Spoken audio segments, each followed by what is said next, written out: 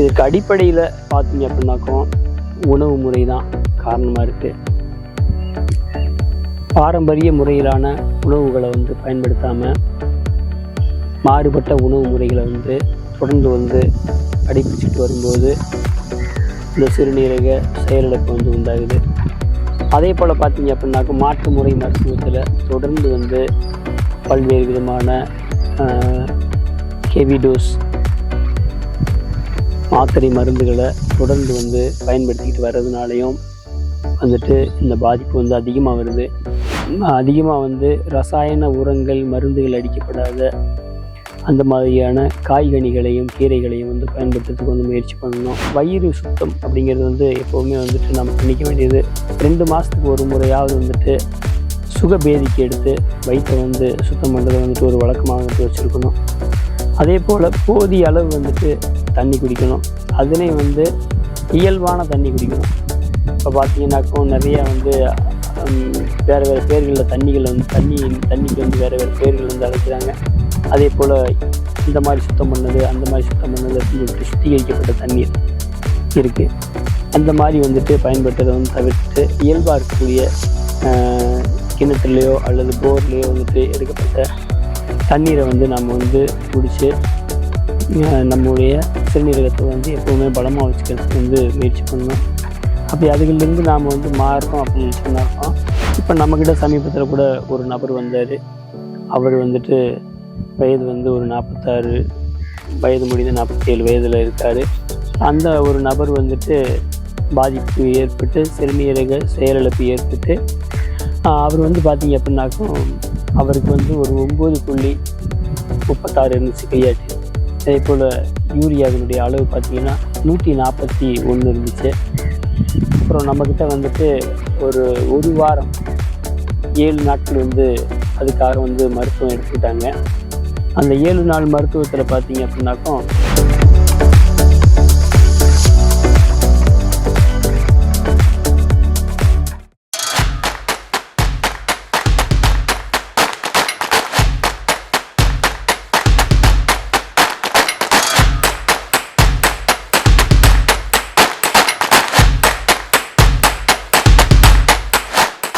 Bogar nature cure channel பார்த்துட்டு இருக்க உங்கள் அனைவருக்கும் வணக்கம். இன்றைக்கி நாம் பார்க்கவிருக்கக்கூடிய ஒரு மருத்துவம் அப்படின்னு பார்த்தீங்கன்னாக்கும் இந்த சிறுநீரக செயலிழப்பு. இந்த சிறுநீரக செயலிழப்பு ஏன் வருது, அதை எப்படி வராமல் தடுத்துக்கலாம், அதே போல் வந்துட்டாக்க எப்படி எளிமையான முறையில் வீட்டில் அதை பாதுகாத்துக்க முடியும் அப்படின்றத பற்றி இந்த பதிவில் பார்ப்போம். அதுக்கு முன்னாடி போகர் நேச்சர் கியூர் சேனலை சப்ஸ்கிரைப் பண்ணாதவங்க சப்ஸ்கிரைப் பண்ணுங்கள், லைக் பண்ணுங்கள், ஷேர் பண்ணுங்கள். வாங்க வீடியோக்குள்ளே போகலாம். இப்போ பார்த்தீங்க அப்படின்னாக்கும் இந்த சிறுநீரக செயலிழப்பு அப்படிங்கிறது ஒரு பரவலாக பேசப்படக்கூடிய ஒரு விஷயமா இருக்குது. பரவலாக பல மக்களுக்கும் கொண்டிருக்கக்கூடிய ஒரு பிரச்சனையாக இருந்திருக்கு. இது சிறியவர்கள் முதல் பெரியவர்கள் வரை இருக்கக்கூடிய ஒரு பொதுவான ஒரு பிரச்சனையாக இருக்குது. இதற்கு அடிப்படையில் பார்த்தீங்க அப்படின்னாக்கும் உணவு முறை தான் காரணமாக இருக்குது.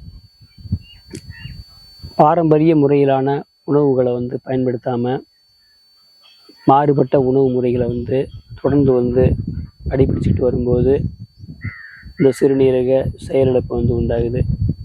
அதே போல் பார்த்தீங்க அப்படின்னாக்க மாற்று முறை மருத்துவத்தில் தொடர்ந்து பல்வேறு விதமான ஹெவி டோஸ் மாத்திரை மருந்துகளை தொடர்ந்து பயன்படுத்திக்கிட்டு வர்றதுனாலையும் இந்த பாதிப்பு அதிகமாக வருது. குறிப்பாக சர்க்கரை, வலி மற்றும் பிபி, இதயம் சார்ந்த பிரச்சனைகள் உள்ளிட்டவைகளுக்கு எடுக்கக்கூடிய தொடர் மாற்றுமுறை மருந்துகளாலேயும் ஸ்டீராய்டு மருந்துகளினாலேயும் இந்த சிறுநீரகம் பாதிக்கப்படுது.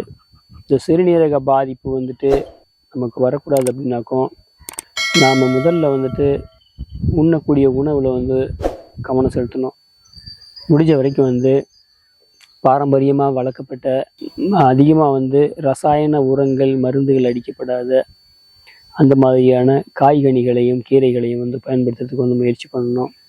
அதே போல் நாம் வாங்கிட்டு வரக்கூடிய காய்கறிகளை நம்ம எப்படி வந்துட்டு முந்தைய காலத்தில் வந்துட்டு இந்த அசைவ உணவுகள் வந்துட்டு சமைக்கிறதுக்கு முன்னாடி வந்து வெந்நீரில் வந்து மஞ்சள் தூள் கல்லுப்பு போட்டு கொஞ்ச நேரம் அந்த அந்த கறி வகைகளை வந்துட்டு வச்சுருந்துட்டு அதுக்கப்புறம் வந்து அதை கழுவிட்டு மற்ற தண்ணிகள்லையும் கழுவிட்டு அதை சமைக்கிறதுக்கு பயன்படுத்துவாங்க.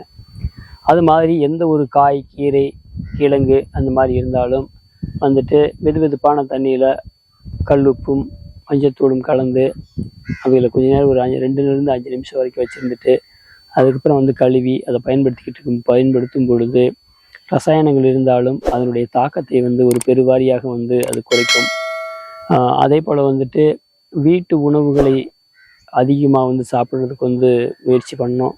வெளியில் வாங்கி சாப்பிடக்கூடிய உணவுகளை வந்து முடிஞ்ச வரைக்கும் வந்து தவிர்க்கணும். அதே போல் வந்துட்டு சரியான நேரத்தில் தூங்கி சரியான நேரத்தில் வந்து எந்திரிக்கிறதுக்கு வந்து முயற்சி எடுக்கணும். அதே போல் மன வருத்தங்களுக்கு ஆளாகாமல் எந்த ஒரு விடயத்தையும் வந்துட்டு எளிமையாக வந்துட்டு எடுத்துக்கணும்.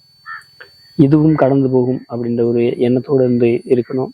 இந்த சிறுநீரக செயலிழப்பு அப்படிங்கக்கூடிய இந்த பிரச்சனையினால் வரக்கூடிய உடலில் ஏற்படக்கூடிய தாக்கங்கள் அப்படின்னு பார்த்தீங்கன்னாக்கா, அடிப்படையில் வந்து சிறுநீரகத்தினுடைய செயல்பாடு குறையும் போது ரத்தம் சுத்தம் பண்ணக்கூடிய அளவு வந்து குறைஞ்சிரும். அப்போது வந்து ரத்தம் வந்துட்டு கெட்டு போயிடும்.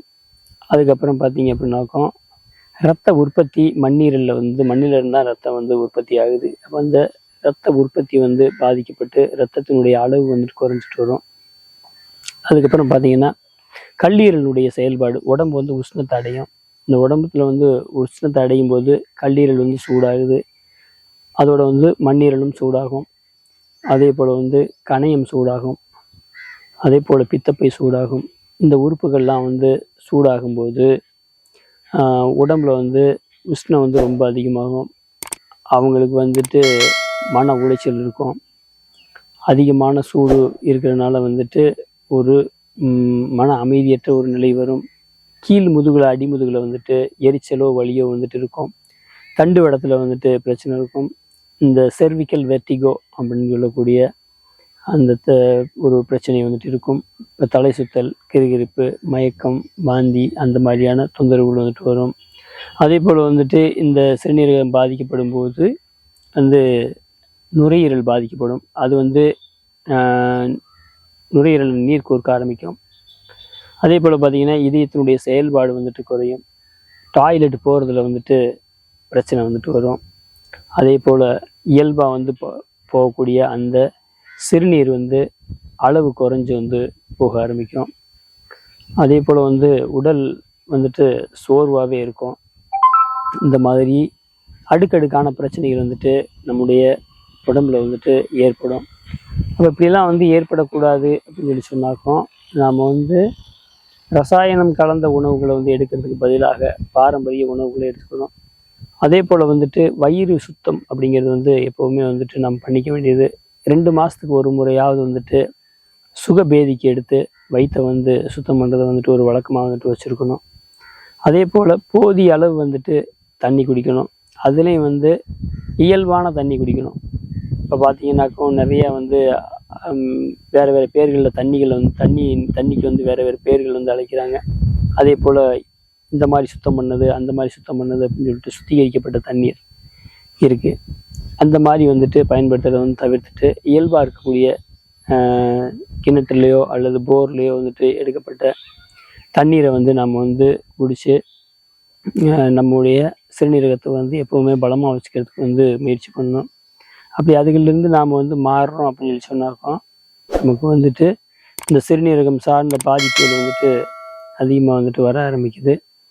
அடிப்படையில் வந்துட்டு நாம் வந்துட்டு சிறுநீரகத்தை பாதுகாக்கக்கூடிய சிறு நெரிஞ்சில், இந்த சிறு நெரிஞ்சிலை வந்து நாம் வந்து வாரத்தில் ஒரு 2 முறையோ அல்லது 3 முறையோ வந்துட்டு அதோட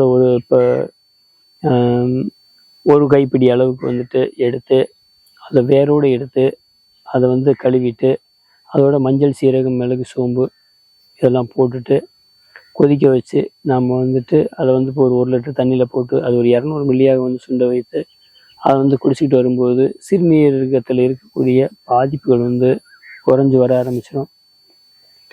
அதே போல் வந்துட்டு பாதிப்புகள் வர்றதுக்கு முன்னாடி அதை காத்துக்கலாம். இப்போ பாதிப்புகள் வர தொடங்கிருச்சு அப்படின்னு தெரிஞ்சதுக்கப்புறம் இதோட வந்துட்டு பெருநெரிஞ்சல் இருக்குது, அதே போல் வந்துட்டு சிறுபீலை இருக்குது, அதே போல் துத்தி, அதனுடைய வேர், அதனுடைய பட்டைகள் இருக்குது.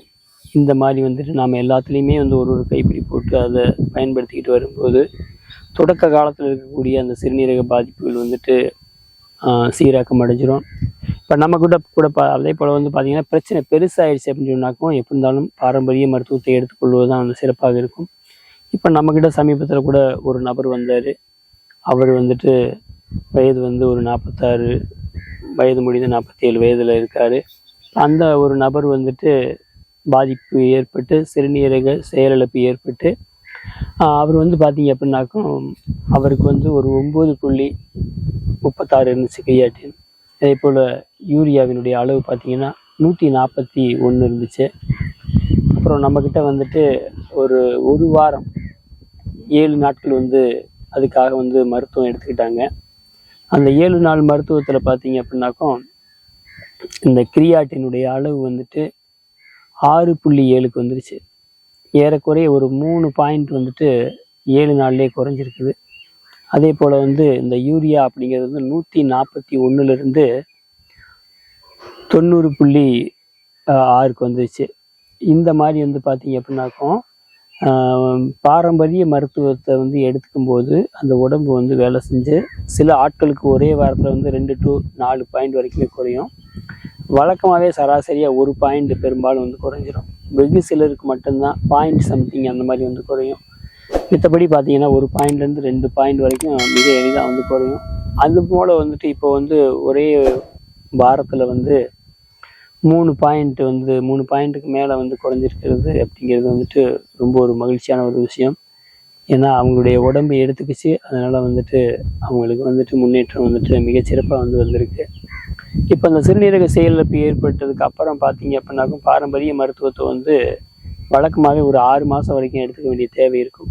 ஏன்னா இது வந்து சிறுநீரகத்தினுடைய பாதிப்பு மட்டும் இல்லை, கல்லீரல், மண்ணீரல், நுரையீரல், இதயம், அதுக்கப்புறம் பித்தப்பை, அதுக்கப்புறம் வந்துட்டு பார்த்திங்கன்னா இரத்த நாளங்களில் ஏற்பட்டிருக்கக்கூடிய தடைகள், மலச்சிக்கல், உடம்புல இருக்கக்கூடிய சோர்வு, நரம்பு மண்டலங்களுடைய பாதிப்பு, வலி, தூக்கமின்மை, இந்த மாதிரி வந்து பல்வேறு பிரச்சனைகள் இருக்கிறதுனால வந்துட்டு இந்த பிரச்சனைகள் எல்லாத்தையும் வந்து முழுமையாக வந்து சீராக்கம் பண்ணுறதுக்கு அப்படின்னு பார்த்தோம்னாக்கா நமக்கு சராசரியாக வந்துட்டு ஒரு 6 மாதம் வரைக்கும் தேவைப்படும். 6 மாதம் வந்துட்டு பாரம்பரிய மருத்துவத்தை வந்து எடுத்துக்கணும். இது வந்து உள்ளே சாப்பிடக்கூடிய மருந்துகளாக வந்து எடுத்துக்கணும். அதே போல் வந்து ஒரு 10 நாட்கள்லேருந்து அதிகபட்சமாக 1 மாதம் வரைக்கும் வந்துட்டு வெளிப்புற மருத்துவத்தை வந்து எடுத்துக்கணும். இதை வந்து தொடர்ச்சியாக எடுக்க முடியாட்டியும் முதல் கட்டமாக ஒரு 10 நாட்கள் வந்து அளவுக்கு வந்து எடுத்துக்கணும். அதுக்கப்புறம் மாதத்தில் வந்துட்டு ஒரு 3 நாட்கள் 4 நாட்கள் அந்த மாதிரி எடுத்துக்கலாம். அல்லது வாரம் ஒரு முறை வந்து வெளிப்புற மருத்துவத்தை எடுத்துக்கலாம்.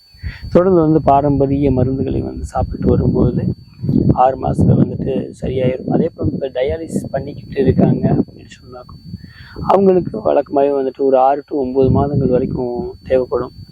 அது அந்த உடம்பு எந்த அளவுக்கு எடுக்குதோ அதை பொறுத்து வந்துட்டு ஒரு 2 மாதத்துலேருந்து 6 மாதம் வரைக்கும் டைம் இருக்கும். ஒரு சிலருக்கு மாத்திரம் 6 மாதத்துலேருந்து 9 மாதங்கள் ஆகும். ஏன்னா ஒரு சிலர் வந்து வாரத்தில் 2 நாளைக்கு டயாலிசிஸ் பண்ணிக்கிட்டு இருக்கோம், வாரத்தில் 3 நாளைக்கு டயாலிசிஸ் பண்ணிகிட்டு இருக்கோம் அப்படின்னு சொல்லிட்டு இருப்பாங்க. இப்படிலாம் பண்ணிக்கிட்டு இருக்கும்போது உடனடியாக வந்து பாரம்பரிய மருத்துவத்து மூலிமா உடனே தீர்வு கண்டுற முடியாது. அப்போ வந்து பார்த்தீங்கன்னாக்கா முதல்ல வந்துட்டு படிப்படியாக வந்துட்டு இந்த மருந்துகள் போய் உள்ளுக்குள்ளே போய் வேலை செய்யணும். அதுக்கு பிறகு வந்துட்டு அதனுடைய செயல்திறன் வந்துட்டு அதிகரிக்கும் போது படிப்படியாக வந்துட்டு மற்ற மருத்துவத்தை வந்து குறைச்சிட்டு பாரம்பரிய மருத்துவத்தை தொடர்ந்து எடுத்து வரும்போது முழுமையாக வந்து குணமடைஞ்சிடலாம். எனவே இப்படிப்பட்ட மேலும் ஒரு நல்ல பதிவோடு உங்களை சந்திக்கிறோம். அது வரைக்கும் வந்துட்டு உங்கள் சேனலை வந்து சப்ஸ்கிரைப் பண்ணுங்கள், லைக் பண்ணுங்கள், ஷேர் பண்ணுங்கள். நன்றி.